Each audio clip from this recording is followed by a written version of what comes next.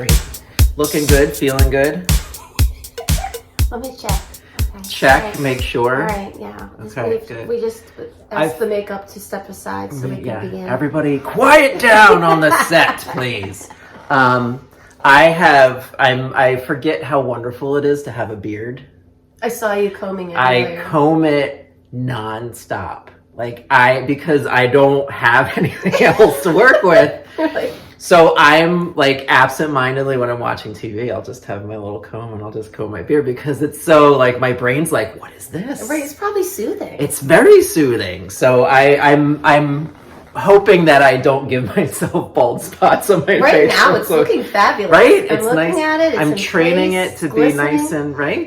I moisturize, I comb, I wash. It's, I'm getting back into hair care. I've got it. I Right? like it. All right, I thank like you. the beard. Yeah, thank you.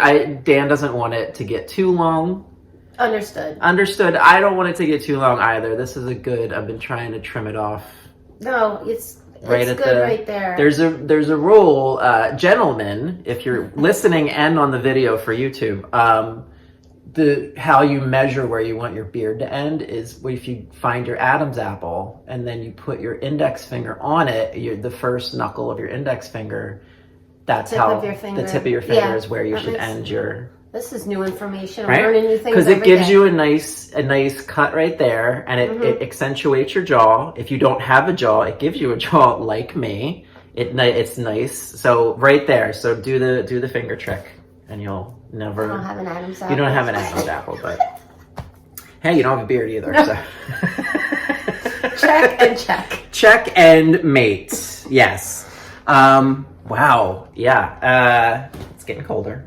It's chilly. So I'm glad I have a beard because it really does make a difference. I'm sure it does. Keeps my face nice and warm. Yes. Okay. The hair on the head helps keep my head warm. Right. Yeah. Well, yours like head, ears, neck, all. Does it really work like that? Like if you have long hair, it keeps everything warm? I mean, it's hard for me to know. All I know is like my friend, he's bald, and I remember him bringing a hat recently. I'm like, that's a little overkill. And then I'm like, not really. He has no hair on his head. Right. Like I at least have a little, buffer. Little cushion. Yeah. When it's really cold though, we all need our hats. Absolutely. Yeah. So we had a really great episode last time, yes. Episode 10 with Shannon DeVito and Aubrey Williams. Really popular episode, really great conversation. Yes. Fun. Thoughtful, thought-provoking. Mm-hmm. And part of what we touched on in that conversation was privilege. Yes. And you and I have been talking, and there's more there I think we want to explore in terms of privilege. There was another thing that we mentioned that is entitlement. Thank you. Yes. I'm here for. See, if I don't know the word, I can't do it. Sounds like 3 syllables. No, 4 syllables. Oh God, I'd be terrible at charades.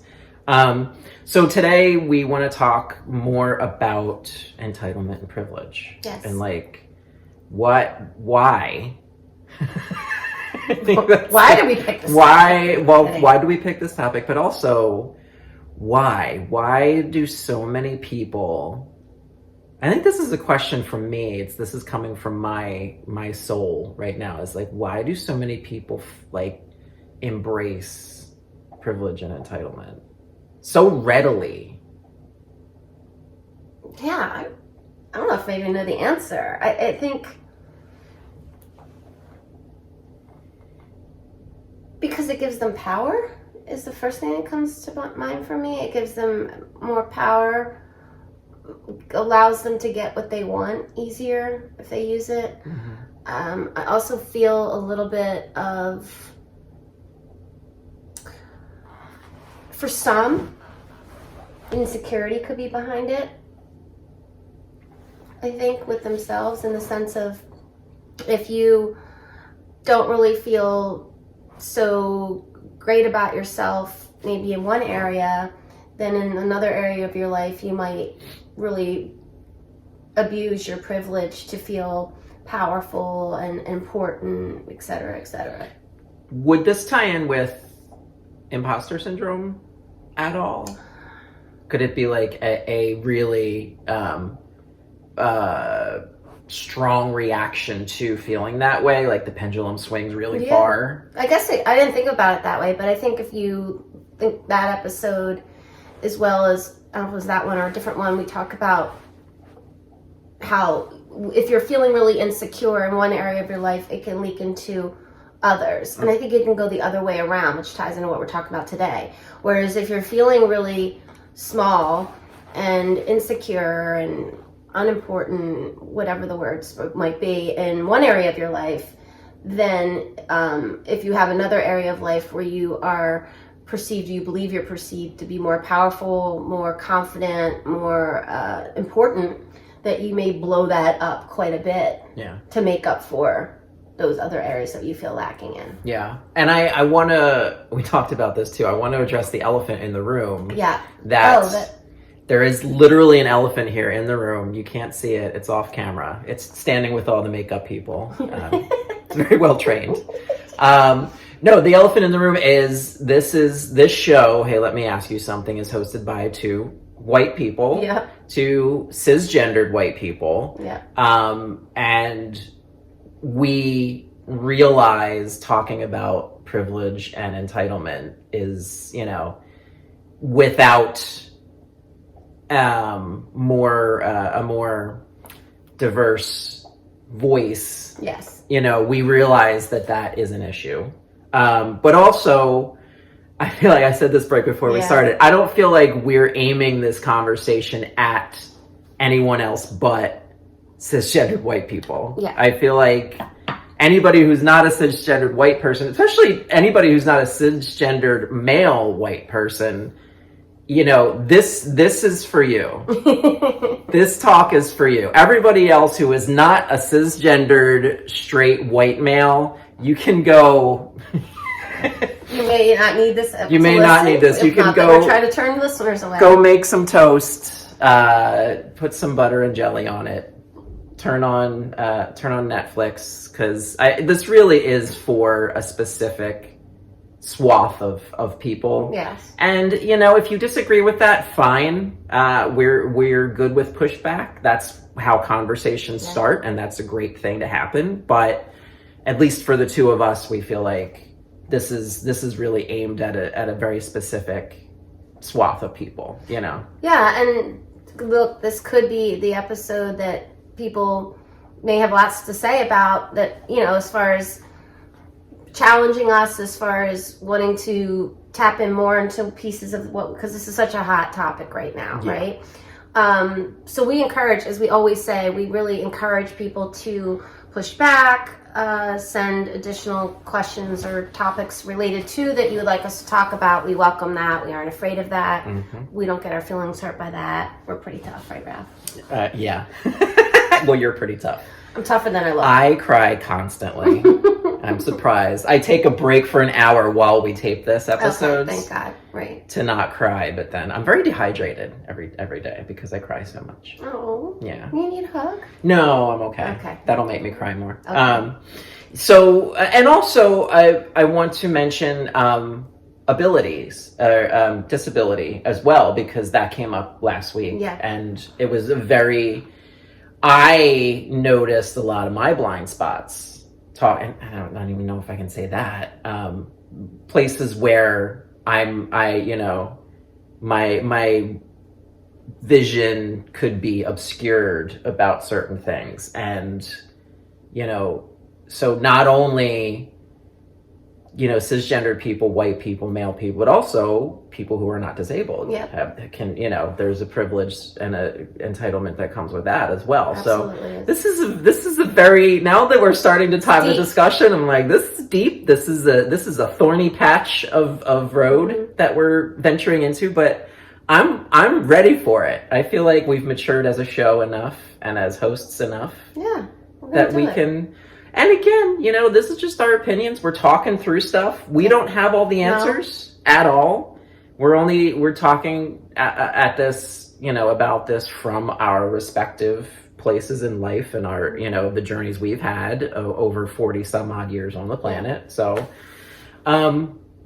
But yeah, you're right. It is a hot topic because just scrolling through social media, TikTok especially right now, because I just got onto it a few months ago, so it's new for me. So I'm like watching all the videos, and a ton of them are just people who are either screaming in somebody's face or, about a parking spot or masks or, walking into restaurants and screaming at people and I'm just like, why are you doing that? Like, what is the impetus that is driving you to confront somebody like that you don't even know?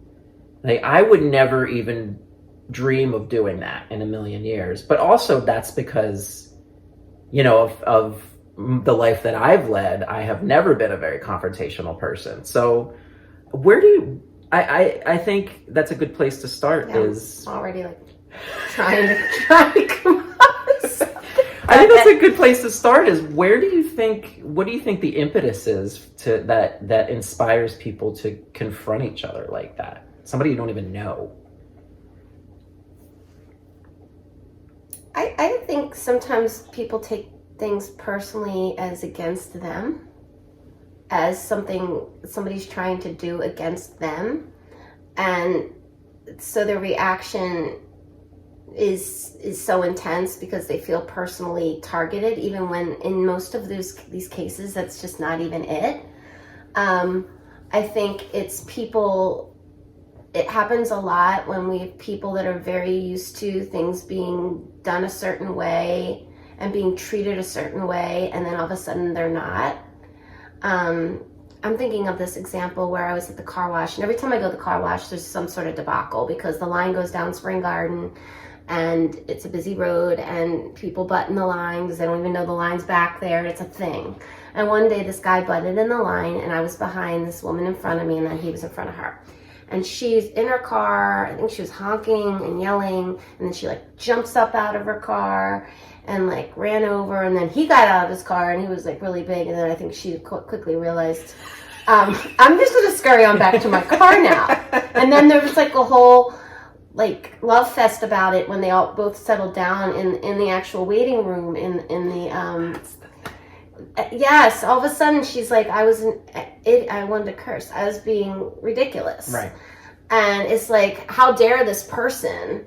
And the whole time I'm watching this thinking, yeah, that's annoying, but the person doesn't know. 9 times out of 10, they didn't realize the line was there, and you all of a sudden think they're trying to get one on you or disrespect you or disregard you.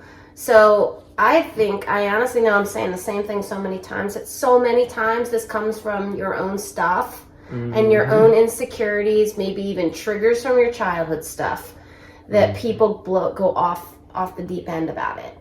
And it just screams an insecurity to me, and at times a privilege about it as well. Yeah, I there's a lot of assumption of, whatever's happening is affecting me personally. It's aimed at me personally. It is an attack on me and my body and my, way of life. And I need to now attack that thing.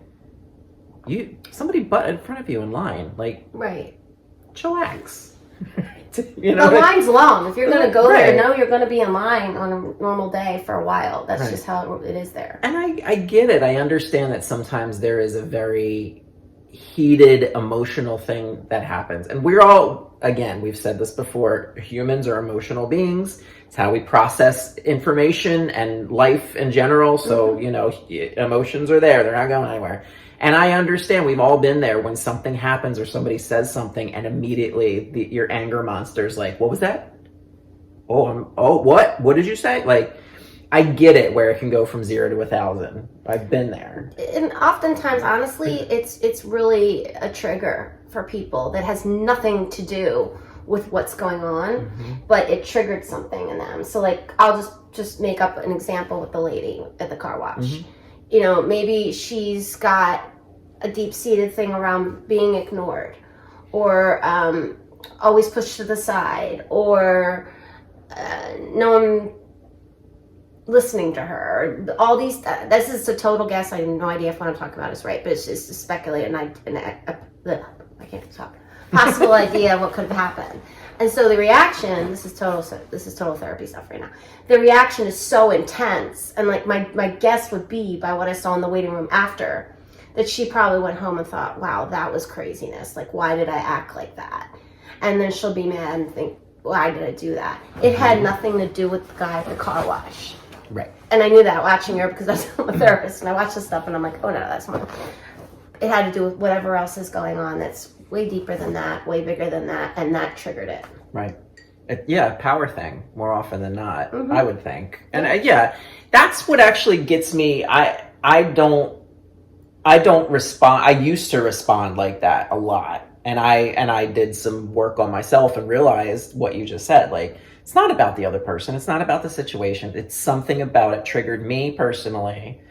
Stuff that I have going on in my brain, and I like lash out because of that. And now that I know that, it's easier for me to take a breath and say, you know what? It's just somebody cut in front of me in line, has absolutely nothing to do with me.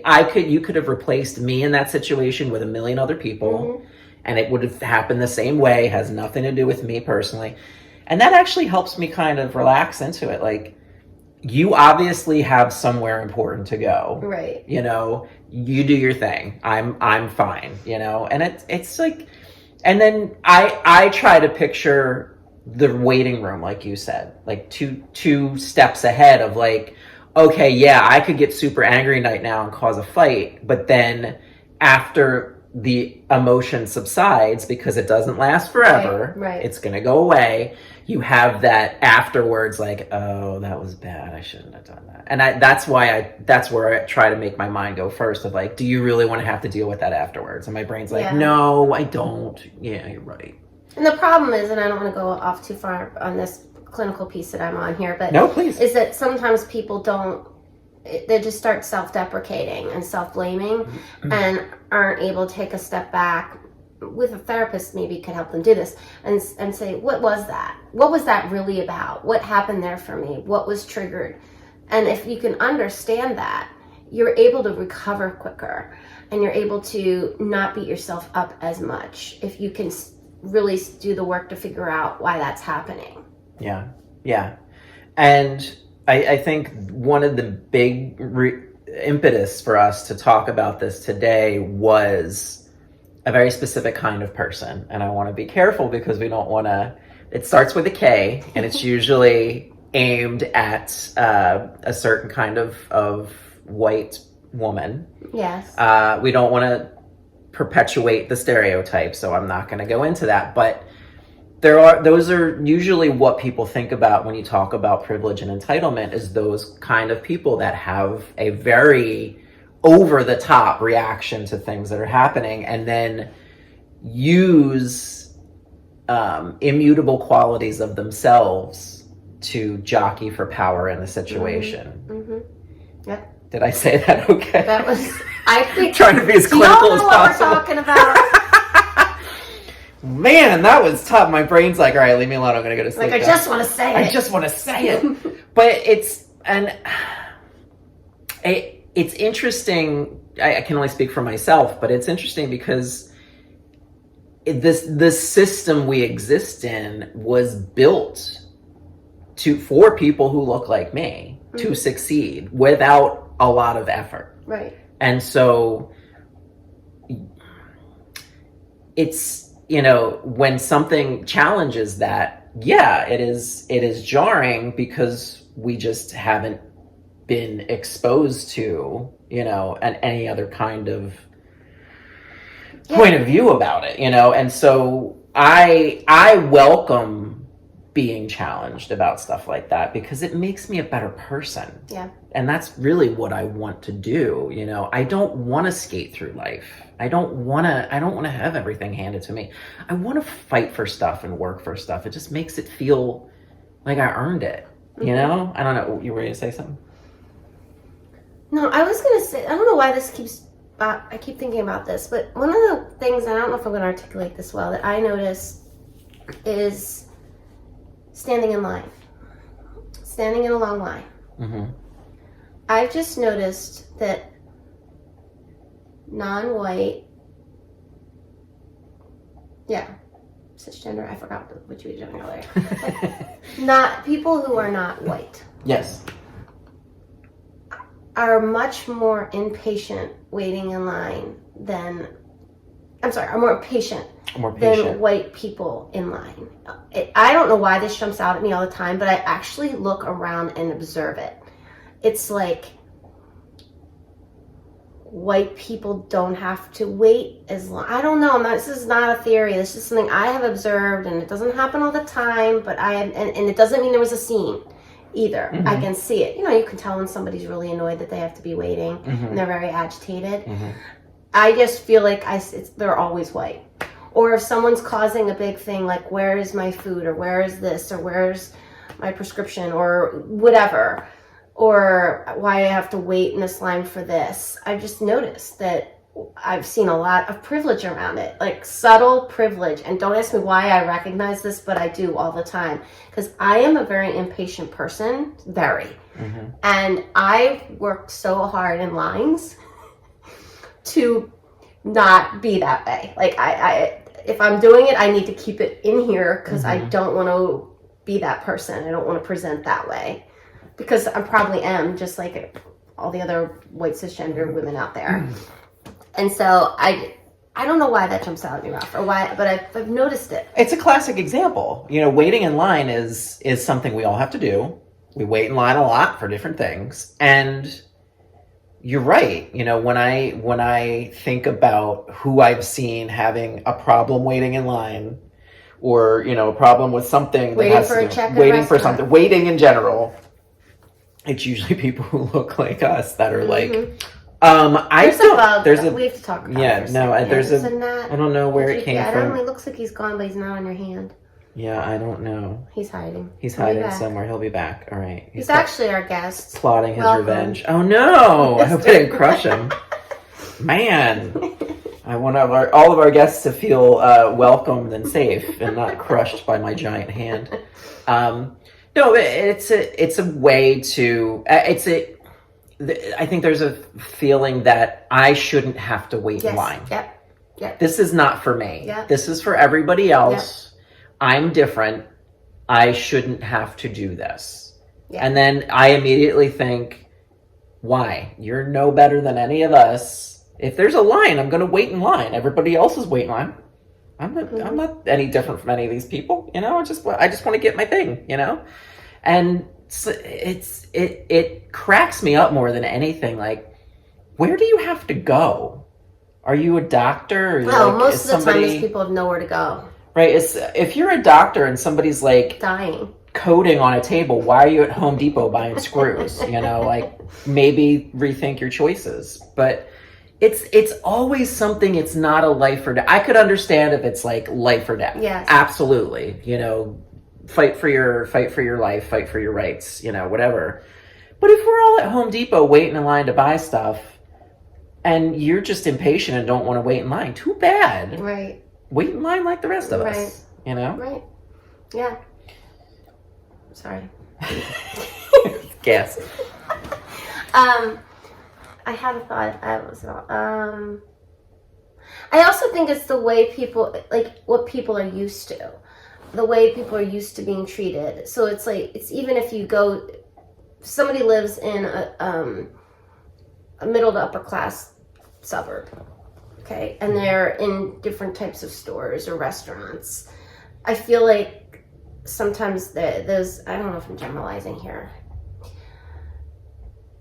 pampered a little bit more by staff than if you go into a city where you're just not going to get, and there's nothing good or bad, it's just different, and it's a city, and there's a lot of people, and a lot of different people, whereas in a lot of suburbs it's a little. So if you lived out in one of these types of neighborhoods and you were dealing with some type of issue or problem or wait, you could be treated differently than if you were in a city and that was happening. Not treated differently, just not pampered about it. Yeah, pampered's a good word. And I'm glad you said that, because it brings up the idea of the customer's always right. This could be a whole other show about how retail especially has really fostered this idea of I can do no wrong in some people. You know what? I worked in retail for a while, long time. I worked in food service for a while. Like I've had those jobs, and let me tell you, the customer is very much not always right. No, not at all. And it's what are these companies do? They're like, oh no, we need the money. You know, we don't want to have any bad reviews or any bad. You know what? If somebody's being a jerk, I, as a consumer, if I saw somebody being a jerk in a restaurant or in a retail shop or something, and I saw the people working there say, no, out. Like, you're not going to do that here. I would be like, cool, I'm going to shop here all the time. That's nice. You know, because first of all, I want to see you stand up for yourself. Hold people accountable. The customer is not always right. It's more about, yes, it may hurt your sale that day, but in the long run, treating people with respect and insisting that they treat you with respect, it just makes and it ties into things we've talked about before on different episodes of like having a job that you love and working at a place that respects you and there's a mission and a vision that you agree with. That goes right into it. Like saying the customer's always right is very undermining for team morale and you know, and being abused, and opening yourself up to abuse like that from people. Yeah, and you just made me think of something else. So in my building where I live, I happen to know of one person, I'm sure there's many, that is extremely rude, mean, troublemaker to the staff in your building. Yes, and has probably cost people their jobs by the way in which she speaks to them and treats them, because she has more power per se. Not to mention that in my building is majority white, and the people that work in my building are majority Black people. So when I found this out, oh my gosh, you should have seen me. I was like, who is she? And I will tell you right now, as much as I follow all the rules and I don't, if I am standing there and I witness this, it's not going to be pretty. I'm going to be highly upset, because I feel like you would have the same reaction if you see somebody, and it doesn't have to be about privilege, but especially with that, using their privilege to just real directly try to put somebody down or make someone feel bad or criticize somebody just because you can. Oh, I'm going to have a really hard time standing by and watching that, because they speak up in that environment. That person could make them lose their livelihood. Right. Even though the management knows that this person is terrible. But if it got too bad, they would be forced to fire them. And so they have no power really in the situation. And I guess I kind of do have more power, and I would feel like I needed to say something. And I don't know if that's right or wrong, but I would just thinking about it makes me very fired up. Yeah. And there's a certain amount of privilege to having the choice to say, oh, I can stay out of this. I don't have to stand up. I don't have to help that person do that thing. I mean, and not like that person isn't capable of it, but it's the circumstance. It's that it's their work. It's that their job is customer service to the max. I mean, it's the structure they're in. If it was out on the street, I'm sure it'd be very, very different. Right. I'm sure Miss So-and-so wouldn't open her mouth. Right. And I'm sure that the staff would tell her what time it was. It's actually, I'm glad you said that. It's actually up to us to hold each other accountable. It's up to white people to hold white people accountable. And if you see somebody being an a-hole like that, me going up to them and saying, dude, relax. Like, you can't do that. I'm holding you accountable. And yeah, they're going to scream and yell at me, whatever. I can take it. I don't care. But we have to hold each other accountable, because for far too long, I think we've looked the other way and it's not happening anymore. And I think that's where a lot of the friction is coming from, is that people are realizing, oh, this isn't I'm going to get pushback from this. People are going to film me and put it online. People are going to, like, those are some of my favorite videos to watch on TikTok, is when people were like, hey, check out this guy who yelled in this person's face. Yeah, this is his name. We already emailed his company and he's being held accountable. Like, good, that should happen. And the women in many of the videos, not all, which gets me also worked up, is when they get called out for abusing privilege, and then there's the crying. That really bothers me too. What bothers you really about it? Bothers I me. can't talk to it, but I hope you can. What do you? You can, because it's more about white people than it's all of a sudden. I think it's that person recognizing that they just were totally. The videos I've seen have been about race. I mean, this could probably be in other situations as well. The reason I say that is because I can't do that as a guy. If I burst into tears, it doesn't have the same effect as if you burst into tears. Well, it's like all of a sudden the person gets called out for saying some things with a lot of white racist things and showing a lot of white privilege, and then we're crying on the grass about how we're a victim. And lady, you are not. I literally, like, as a white woman, I'm watching it. I can only imagine what people of color are thinking watching that. It's comical for some. Like, really? You're all of a sudden the victim. I don't know. I don't get that. Yeah, we need to hold each other. If we're in the same community, we need to hold each other accountable.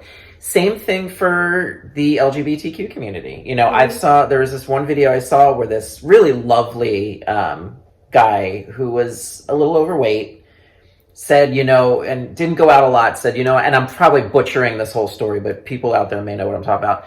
He said, you know what, I've spent too much time inside feeling sorry for myself. I'm going to go out to a bar, I'm going to drink and have fun and hit on people. And I'm like, good for you. Right. Cut to him leaving the bar and in tears, like, I got made fun of. They were calling me fat and a loser. And I'm like, oh my gosh. It is rampant in the especially the gay male community. There is a ton of racism, sexism, fat shaming. You know, if you don't look a certain way in this very small sliver of masculinity, you are trash. And it sucks. And I've never fit into that small sliver, so I get it. Like, I have had people laugh at me and look at me and like whatever. That's, again, like you said, that's your damage. That ain't my deal. But we in the community need to hold each other accountable and tell those guys, I want to curse so bad. I know this topic is like a little hot. Like, why are you doing that? Like, that serves absolutely it doesn't make your life any better making this guy feel terrible about himself and making him leave a bar crying. Why? Bullying, that's bullying. Why? Just, we're all there to drink and have a good time. If somebody's not your type, leave him alone. Just say, he's not my type. Great.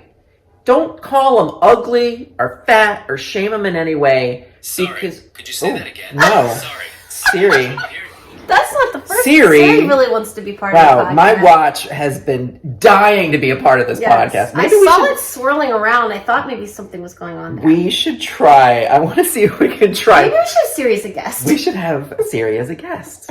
I wonder what that would be like. Anyway, sorry, I was on a roll and then my watch screwed it up. Excited. I got super excited, but that specifically bothers me because I've never been somebody who I feel has been fit into that category of like the cut, muscular, like chiseled man who everybody's, you know, clamoring over. And, you know, for somebody to say I'm ugly or I'm fat or like I'm bald or whatever, like, I get it. But just say I'm not your type. Like, going that extra step and attacking me and saying I have no worth because that's their own insecurity. I have no worth because I'm not. Oh wait, I have no worth because I have no worth to you, right?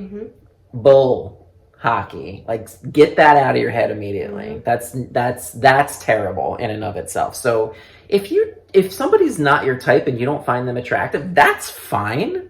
just say that. Yeah. You're not my type. I'm, thank you. Like, we can hang out, have a drink, whatever. Like, you may make a wonderful friend. Right. You don't need to completely negate a person's experience or existence because they don't fit into what you consider valuable. Mm-hmm. Oh, good. All right. I'm glad I got that. Yeah, I know. I feel like this has been a little bit of a great therapy session we're having here about really hot topics. And things that are... We're changing the name of the podcast to Hot Topics. A hot pocket or a hot pocket. Oh, man, I could go for a hot pocket right now. Anyway, does that bring up anything for you? Oh, I mean, I am an empath. So outside of the topic of our conversation today, if I see anybody abusing anybody, I react. Mm-hmm. I remember not that long ago, this is not my typical MO, but I don't get in a lot of arguments, especially with people I don't get in a lot of arguments. But I was at a tennis game, and this gentleman, who I believe has actually pretty serious mental health problems, but he said something really, really rude and mean to a guy who was his first day there. And I don't know why I felt I had to come to... I really feel like I felt I had to jump in because this guy literally just got there. I had no idea what the heck was going on and why this guy came out of nowhere with a really crazy thing that he said to him. Mm-hmm. And I ended up arguing with the guy that said it to him. Because I can't stand to see people, and the only reason I felt that guy was vulnerable was just in the sense of he was new and never met all of us, and we all knew each other. And it's not like I didn't think he could stand up for himself, but if I ever see anything where I feel like if it's an animal, I feel like someone's being any way abusive to an animal, to a child, just to an older person, or just to anyone, or like if it was somebody that was bullying someone because they were big or ugly to them or whatever, I have a very hard time being quiet. Yeah. I need to. Now, could I do it differently sometimes? Yeah. Sure. I could have said things in a different way, we'll say, that day at tennis. Uh-huh. So I'm not proud of that. But yeah, I can't stand there and watch that. I just can't. It's not necessarily all about privilege. It's just, it like hurts me. Yeah. That's just who I am. I'm like, it hurts me to see someone try to have more power and manage to really put somebody down or hurt somebody in any way. And referencing last episode with Aubrey and Shannon, it came up where, when somebody does fight for equality or equity in some way, there's always that backlash of, well, why do you get special privilege? Mm-hmm. Immediately, anything that's like leveling the playing field is seen as somebody's getting more than me. And that can trigger people too. And wearing that mantle of victim can sometimes like feel good for people who feel like that. Like, oh, well, now I'm the victim, and so I'm going to... Case in point, I'm not gonna name names or get very specific, but I heard somebody tell me a story of they were having a DEI session, diversity, equity, inclusion, I think I said that right, at work, and talking about the different kinds of different segments of people that are covered by that. And then somebody brought up, well, I don't want to wear a mask, so I fit into this, and like we need to talk about that in this meeting. And my blood pressure went, phew, I was like, oh man, if I was there, that would have not been. Wait. They wanted to be considered under the umbrella of diversity, inclusion, and equity because they weren't going to wear a mask? Yes. And then that hijacked the meeting, and that was like... Were they... All right. I gotta get some clarity. Were they vaccinated or unvaccinated? I don't know any details. All I know is the story that was relayed to me. That's absolutely ridiculous. And I was like, as somebody who is in a community who falls under the umbrella of diversity, equity, and inclusion, like, ooh, if that happened in a meeting I was in, I would have been like, listen, buddy, we're going to have a talk right now. Yeah. That's not going to happen because... Wow, that's so... Right? Yeah. Like, why, like, these are not dumb people. Everybody that we've been referencing who you can think of, have seen in a video or have seen a text from, or a congressman or anybody who we can think of who fits into this like abuse of privilege and conversation we're having. they know. They're not dumb people. They know exactly what they're Depends how you doing. define dumb. They know, well, sure, yeah. They know exactly what they're doing. They know exactly why they're doing it. So anybody who feigns ignorance in any way, I don't believe them, because they know exactly what they're doing. And I think it's rude. It adds an extra layer of rude to it to think that I'm not smart enough to know that you know. Yeah, it's like beyond, that's like privilege with 5,000 exclamation points, in the sense of like, I'm privileged, and now I'm going to try to get into a group of people that are not, is that the best way of putting it? I don't know. So that I can get even more than what I already have. Wow, I want to curse in this episode. I know, right? It's really so many hard. Things. I'm really holding it in. It's really hard. That's maddening. And also, it's educating yourself. There's I heard somebody say this, and it stuck with me, and I get it on some subconscious level of you can't put the onus on the person who is being discriminated against to explain to you why it's not good. Like, you can't expect the person that you're discriminating against to educate you. That's an extra burden you put on that person. Like, so it's up to you to educate yourself about it. And so I enjoy watching videos where people explain to me why certain things happen. Like, the first thing that popped in my head was African American hairstyles. You know, why it's not okay for people who aren't black and don't have black hair to comment at all, but also take that aesthetic and wear it. Like, you have no idea the history, the practicality. Like, there's so many things that go into those hairstyles. How much care it takes. And like the community aspect of it too. It takes hours and hours and hours and hours and hours to make hairstyles like that. That's a whole other facet of that community and that culture. And we just kind of take it and wear it because it looks cute. Well, I don't, but we take it and wear it because it looks cute, or it's like an aesthetic thing. You can appreciate somebody's aesthetic or trendy. Like, you can appreciate somebody's aesthetic without stealing it and like wearing it. It's same thing with Native American culture, or like indigenous peoples with like the headdresses and feathers and stuff. Like, don't do that. Don't do any of that stuff. It's terrible. Especially when it's not something that you're even educated about, involved with. You know what I mean? It's you know, people will say, oh, it's an expression. Well, sometimes I'm kind of like, but what is it? Like, what are we? No, it's not. Yeah. No. You know, and that's not always, but can be privilege, entitlement, and ignorance. And again, I'm not saying dumb. There's a difference. You can be highly intelligent and very ignorant. And then the next step is knowing that you screwed up and say, oh, I'm going to educate myself. Yes.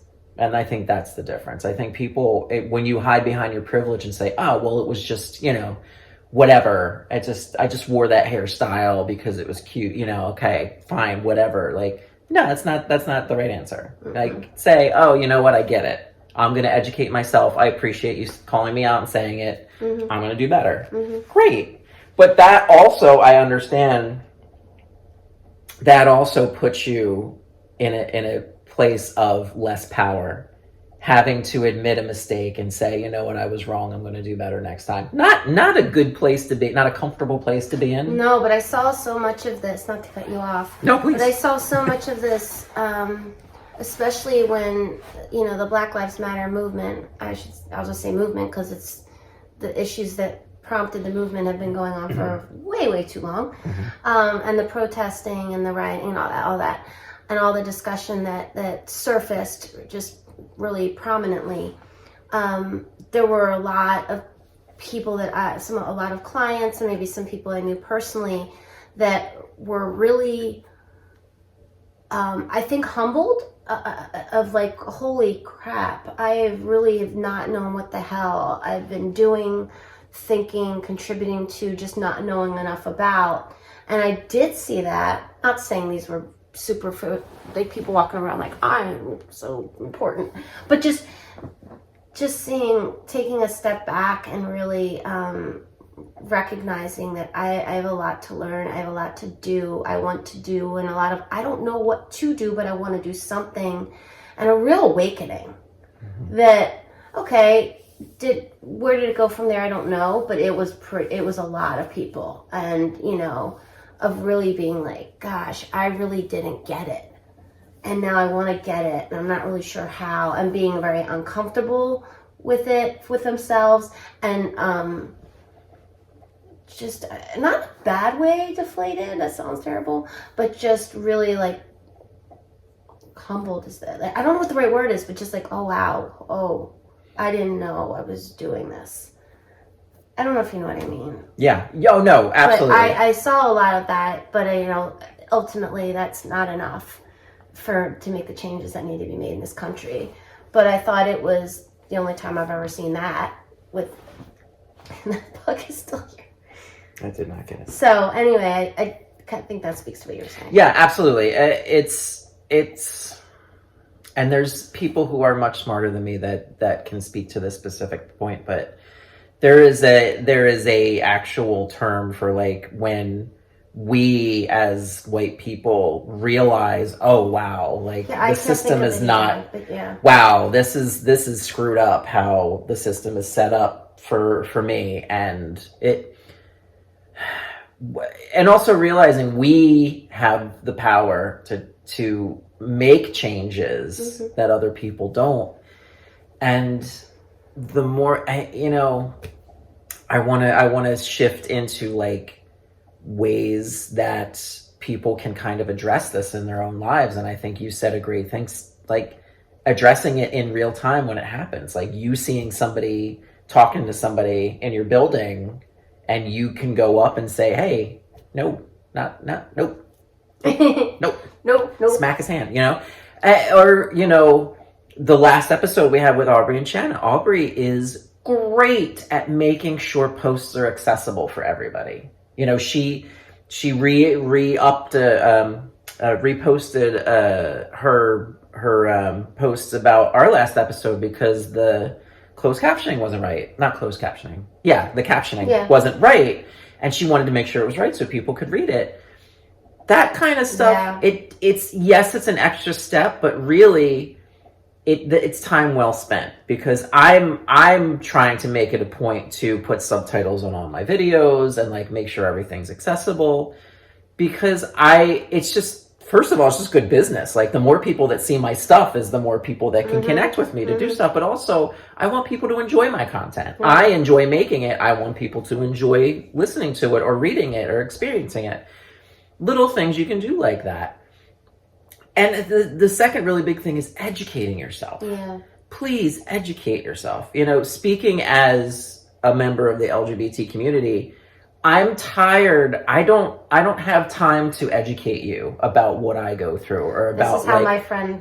Yes, I don't. That's not my job, and I'm tired. I have enough going on in my life. I don't need to educate you about, my fight for equality. So that's why I watch videos I do. That's why I Google stuff. That's why if I know somebody personally who is okay with having the conversation, I can ask them, hey, are you okay with having this conversation?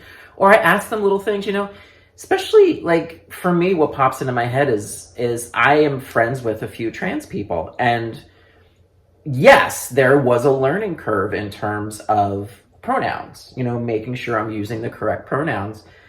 And I learned very early on, if I screw up and use the incorrect pronoun and I'm corrected, just move on with the conversation. Correct yourself, use the right pronoun, and then move on. Don't make it about you. Like if I go, oh my God, I'm so sorry, I didn't mean to do that. Oh God, this must be terrible. Yeah. Now I'm making it about me being sorry and not about like, oh, I screwed up. All right, great, let's move on. That's what you're supposed to do. And I learned. And so I think for people who want to change and grow and use their privilege for good rather than evil. I think that's a big thing, is to educate yourself, Google stuff, talk to people who don't look like you. That's exactly what I was going to just Go ahead, say. you say more of that. Yeah. Is that, yes, I think the education piece is so important, but I think expose yourself, get connected to people who are not like you. I am intentional about this in my life. I want to know people that aren't like me, because that just enriches my life. I learn, I grow. I like to be around people that are just different than me. I mean, I don't want to be around all the same kind of people as me. So that is the best, the education part's on you, but that is really how you can really grow a lot, is by just knowing different people that are different from you and having those conversations with them. Not that it's their job to educate us, but just having that exposure. I think a lot of what keeps people stuck in these places of privilege and entitlement and ignorance is because they're around all the people that are just like them only all the time. So they can't get it. Even if they read a book, they might not get it. You have to be exposed to people who are different. And for white, cisgender people, maybe you have to be intentional about it sometimes. You have to be more intentional about it. Yeah, maybe you got to go out and put yourself in situations that's going to expose you to different kinds of things and different kinds of people, religion, race, sexual orientation, whatever, all of it. Yeah, absolutely. We could talk for 20 hours about this. We already did a lot. We already did a lot. I would say if anybody's listening to this and has a strong reaction or a strong opinion, we got something wrong, which we absolutely may have. Sure.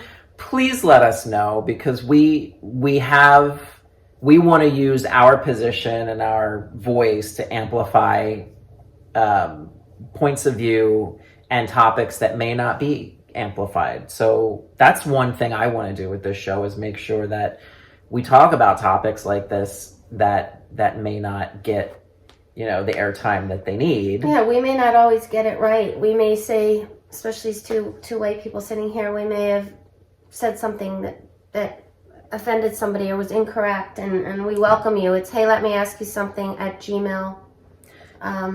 Yep. If you want to email us directly, because I know this is a sensitive topic, but an important topic that we thought we would try to absolutely. And I mean, there's no dancing around it. I mean, there's topics eventually we're going to get to that are like this. It's a minefield, but we have to talk about it.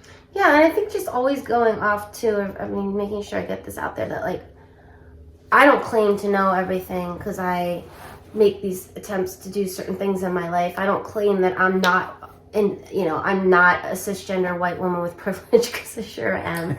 Right. And that I never do something, what I mean, that I've never been discriminatory, maybe not on purpose, or not realized my privilege here or there. Of course, we're just trying to grow and learn like everyone else. Absolutely. So yes, again, to reiterate, if you have an opinion and you want to share it with us, you can email us, hey, let me ask you something at gmail.com. We are also on Instagram, hey, let me ask you something. We are on Facebook, hey, let me ask you something. Both of us are on Instagram, LinkedIn, you can find us. We're not hiding. So even if you don't connect with the show directly and you connect with one of us directly, please do that, because we want to make sure that we're giving out good information. Yes. And we're not just assuming a lot of stuff. We're trying our best, and we want everybody to try their best as well, and connect and grow and talk. And so, cool. Thanks. That's it, right? I feel like it was so steep today. Yeah, I need to take a nap. Yeah, I was going to say I need to lay down and eat more of those chip things. Delicious. Yeah, we're not going to plug, but they are delicious. We may. I don't know. I'll check. All right, everybody. Thank you so much for listening, and we'll see you next time. Bye. Bye. Oh, man. All right. That's going to run just a little bit longer. So give people a little extra content on YouTube. Oh man. This one I'm nervous about. Me too. Yeah, but it's good. If we're nervous about it, I think it means it's good. Yeah, I think it's hard as a white. I'm like WASP to the max over here, you know. Times 1,000. And it's always being really careful and trying to recognize your own privilege and entitlement that I definitely have. And, I try not to be entitled, but I've been privileged. And express it without, if you don't want to, just say the right thing. I don't know. I'm not the right thing, but just, I don't know. No, I agree. And it's just the nature of the beast that, we're two white people who have a show, which there's a lot of podcasts out there, just two white people talking about stuff. But I feel like the more that we talk about it and the more people we can have on, I think we've been doing an okay job of having a good swath of people as guests. We're talking about really interesting things.